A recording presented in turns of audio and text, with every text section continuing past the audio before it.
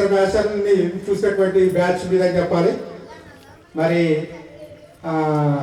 సాధారణంగా మీటింగుల్లో అయితే ఒక టీచర్గా మీకు చెప్పేది ఏంటంటే బాగా చదువుకోండి, మంచి పొజిషన్కి రండి, అల్లరి చేయకండి, ఇలా అని చెప్తుంటాం.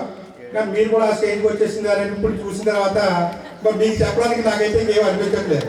ఎందుకంటే ఆల్రెడీ మీరు కూడా అది స్టార్ట్ చేస్తారు. ఎందుకంటే మీ పిల్లల గుర్తు మీరు కూడా బాగా చదవాలి, మంచి పొజిషన్కి రావాలని మీరే చెప్తున్నారు. కాబట్టి ఇంకా మీకు స్పెషల్గా చెప్పేది అంటే ఏముండదు.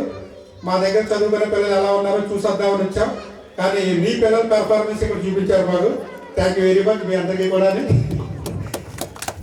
అదేవిధంగా మీరందరూ కూడా మంచి భవిష్యత్తులో మంచి స్థానాల్లో అలంకరించాలని చెప్పేసి కోరుకుంటున్నాను. ఫ్రెండ్స్గా మీరందరూ కూడా ఎప్పుడు కూడా మీ స్థాయిని కాకుండా మీరందరూ ఎవరెవరు ఏ ప్లేస్లో ఉన్నా సరే మీరందరూ కూడా హ్యాపీగా ఉండాలి. మరి ఇందాక సత్యమోహన్ ఒక కథ చెప్పాడు. రాళ్ళు ఉన్నాయి, అందులో కొన్ని శిల్పాలుగా వెళ్ళినవి, కొన్నేమో ఎదురున్నాయని చెప్పేసి. ఏదేమైనా అవన్నీ రాళ్ళే. ఫ్రెండ్స్ కూడా మీరందరూ ఫ్రెండ్సే. ఒక గొప్ప ప్లేస్లో ఉన్నా, ఒక వేరే ప్లేస్లో ఉన్నా మీరందరూ ఫ్రెండ్సే. కాబట్టి మీరందరూ కూడా కలిసి ఉండాలి.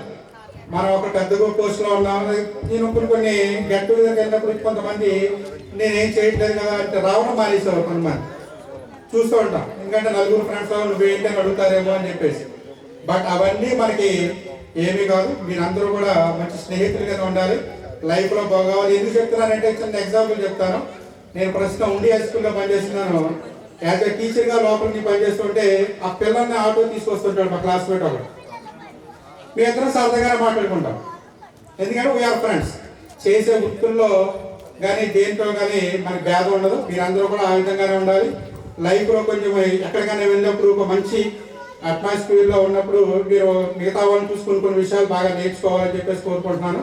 ఎందుకంటే మీ అందరికీ ఈ స్కూల్తో ఎంత అనుబంధం ఉందో, ఎన్ని నేర్చుకున్నారో తెలియదు. కానీ నేను ఈ పాఠశాలలో అయితే మాత్రం చాలా విషయాలు నేర్చుకున్నాను లైఫ్లో. నేను 2005 నవంబర్లో ఈ పాఠశాలకు రావడం జరిగింది. మరి అప్పుడు కేఎస్ ప్రభాకర్ రావు గారు హెచ్ఎంగా ఉండడం జరిగింది ఆయన.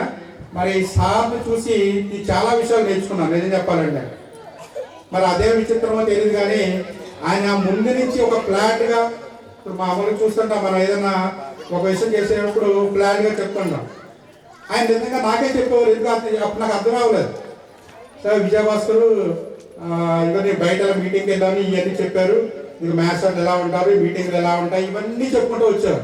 సార్ నాకు ఎందుకు సార్ అవన్నీ, ఫస్ట్ అసిస్టెంట్ మన రావు సుబ్బారావు గారు ఉన్నారు, స్టాఫ్ సెక్రటరీ వెంకన్న గారు ఉన్నారు, వాళ్ళందరికీ చెప్పండి సార్ అంటే ఆయన నాకే చెప్పుకొచ్చారు. ఒకసారి నాకు బాగా గుర్తు, లైఫ్లో ఎప్పుడూ మర్చిపోలేదు. ఆ పైన మీటింగ్ జరుగుతూ ఉంది, నేను కూడా పైన డయాస్ మీద కూర్చున్నాను. ఆయన విజయభాస్కర్ మాట్లాడాను.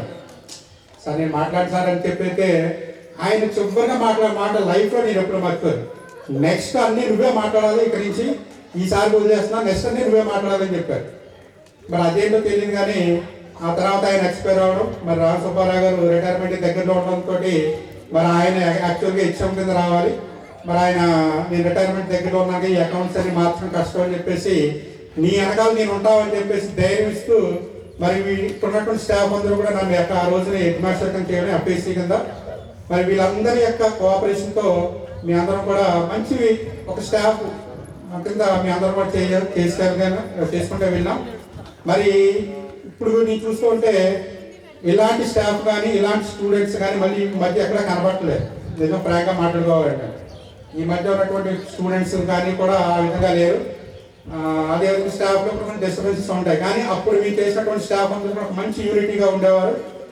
మరి ఆ యూనిట్తోనే మన రంగావళి గారు కానివ్వండి, అప్పుడు సుబ్రహ్మణ్యం గారు చేసేవారు. మరి వీళ్ళందరూ కూడా ఎన్ఎంఎంఎస్ కోచింగ్ ఇస్తూ మరి ఫస్ట్లో డిస్ట్రిక్ట్ ఫస్ట్లోనే మనకి